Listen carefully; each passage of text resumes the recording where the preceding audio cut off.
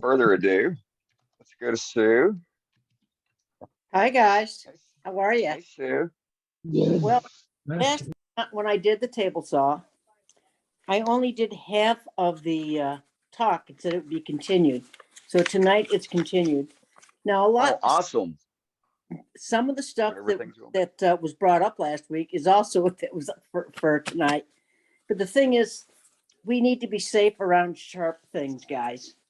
And uh, we're talking at a table saw, stand to the side. Don't be closer than 6 inches to the blade. If a piece of wood is 6 inches and you're trimming it, make sure that you're using a push stick. And here's another one. If the piece is too long, make sure you have a table on the other end or one of those, and I forgot the name of them, with the Outboard yes, table. Support things. the support things. I knew Yeah. about With that, One of rollers. them but I'm thingamajiggies. talking the big, Rollers. Rollers. the big rollers. Oh, the dead man. I have a Harbor Freight roller, and it's dinky. The ones that you get from Rockler or Woodcraft are beautiful, but they're pricey. And I want to talk about riving knives. Oh, yeah. I have an old Jet. I got it off Let Go for $100. It was crummy, so I worked on it, and but they don't have riving knives. So when I made zero clearance, I made sure there were splitters on the zero clearance.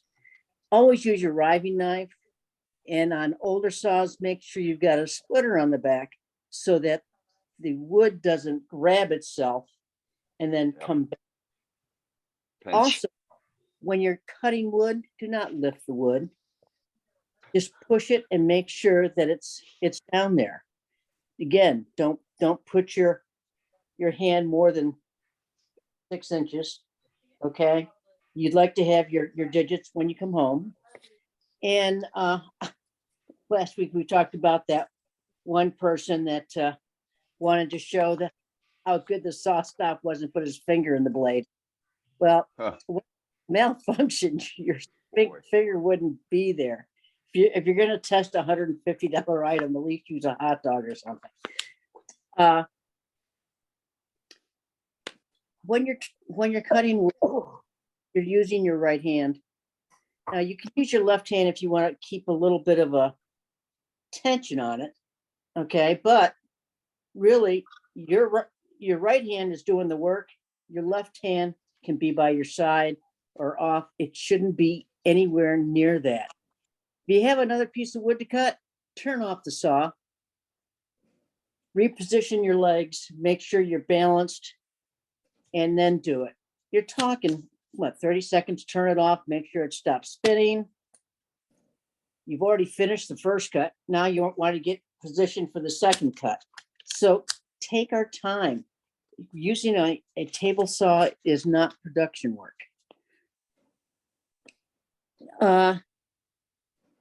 Oh, here's one. And we all do it with our leg. You should do it with your table saw, your bandsaw.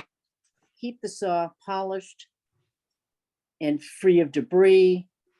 It's easier to push things through. You don't want any rust on it.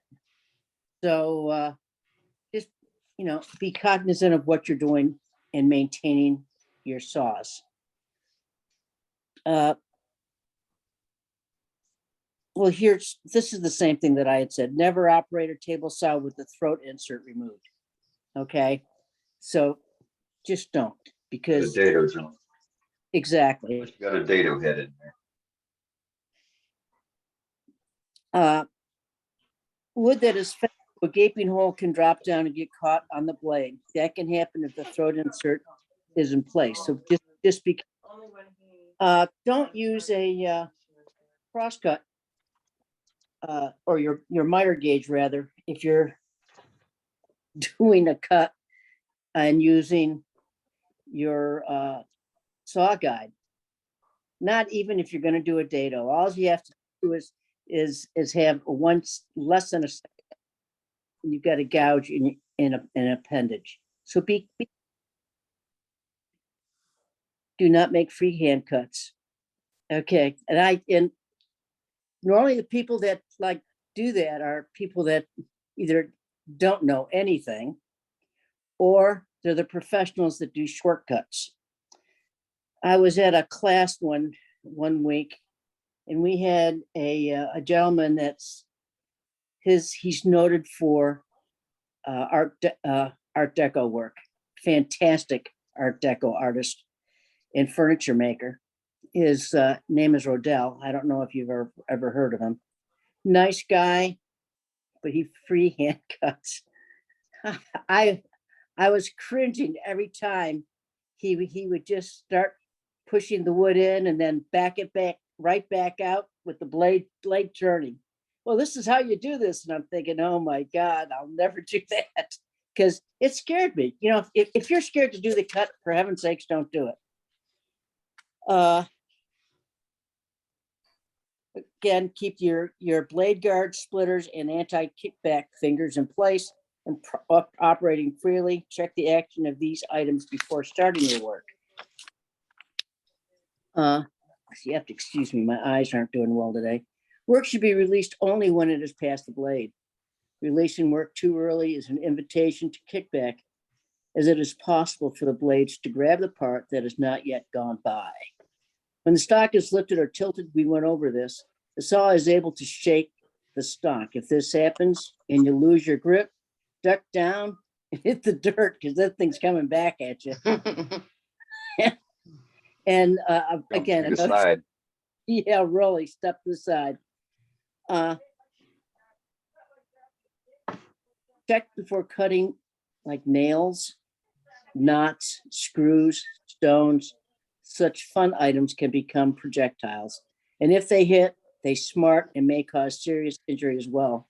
Also, damage to carbide tip blades can be major, even if it all this doesn't scare you. It should. The fence and the miter gauge are not meant to be used together. We went over this. The first thing that I built with my table saw was a crosscut sled. And it's a pretty big one. That's the way I could use stops on either side and move my things if I want to do 10 items at the same length. I could just put a little stop block and do the 10 items. On my zero clearance inserts, I have one for dados. I have one for a 1/8 inch blade. And I also have one for the thin curved blade I have. And it pays to be safe. You know, we don't normally wear a face shield, but you should be wearing safety glasses, and you should always wear dust mask. I don't have a dust collection for my table saw. I push it outside and I do it, but still wear a dust.